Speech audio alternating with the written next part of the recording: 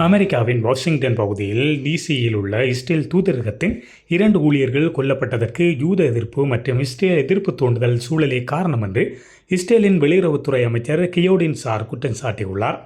இந்த தூண்டுதல்கள் பல நாடுகள் மற்றும் பல சர்வதேச அமைப்புகளின் தலைவர்கள் மற்றும் அதிகாரிகளாலும் குறிப்பாக ஐரோப்பாவிலிருந்து செயற்பட்டு வருவதாகவும் அவர் தெரிவித்துள்ளார். வெளிநாடுகளில் உள்ள இஸ்ரேலிய தூதரகங்களுக்கும் யூத சமூகத்திற்கும் எதிரான பாதுகாப்பு அச்சுறுத்தல் குறித்து ஐரோப்பிய நாடுகளில் அதிக கவலை இருப்பதாக சார் மேலும் குறிப்பிட்டுள்ளார்.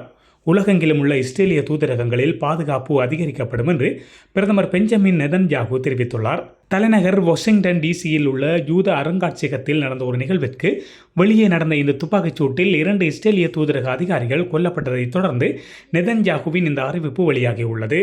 அத்துடன் கொடூரமான யூத எதிர்ப்பு கொள்கையால் தான் அதிர்ச்சி அடைந்துள்ளதாக நெதன்யாகு தெரிவித்துள்ளார்.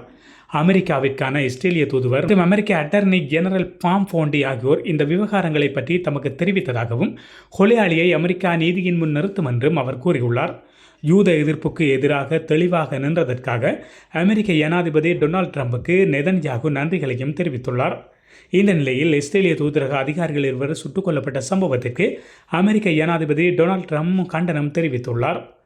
இந்த சம்பவம் குறித்து அமெரிக்க ஜனாதிபதி டொனால்ட் ட்ரம்ப் வெளியிட்டுள்ள பதிவில், இது யூத விரோதத்தை அடிப்படையாக கொண்டது. வெறுப்புக்கும் தீவிரவாதத்திற்கும் அமெரிக்காவில் இடமில்லை.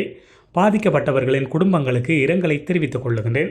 இதுபோன்ற விடயங்கள் இடம்பெற்றது மிகவும் வருத்தம் அளிக்கின்றது. கடவுள் உங்கள் அனைவரையும் ஆசீர்வதிப்பாராக என்று தெரிவிக்கப்பட்டுள்ளது.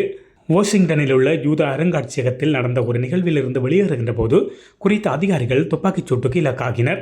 அந்த நேரத்தில் 4 இஸ்ரேல் அதிகாரிகள் அங்கு இருந்ததாகவும் அவர்களில் 2 பேர் சுடப்பட்டதாகவும் தெரிவிக்கப்படுகின்றது. இதேவேளை சிகாகோவை சேர்ந்த 30 வயதான எலியாஸ் டோரிக்ஸ் என்ற சந்தேக நபரை காவல்துறையினர் கைது செய்துள்ளனர். இதுபோன்ற செய்திகளை உடனுக்குடன் தெரிந்து கொள்ள மீரா தமிழ் சேனலை சப்ஸ்கிரைப் செய்து இணைந்தீர்கள்.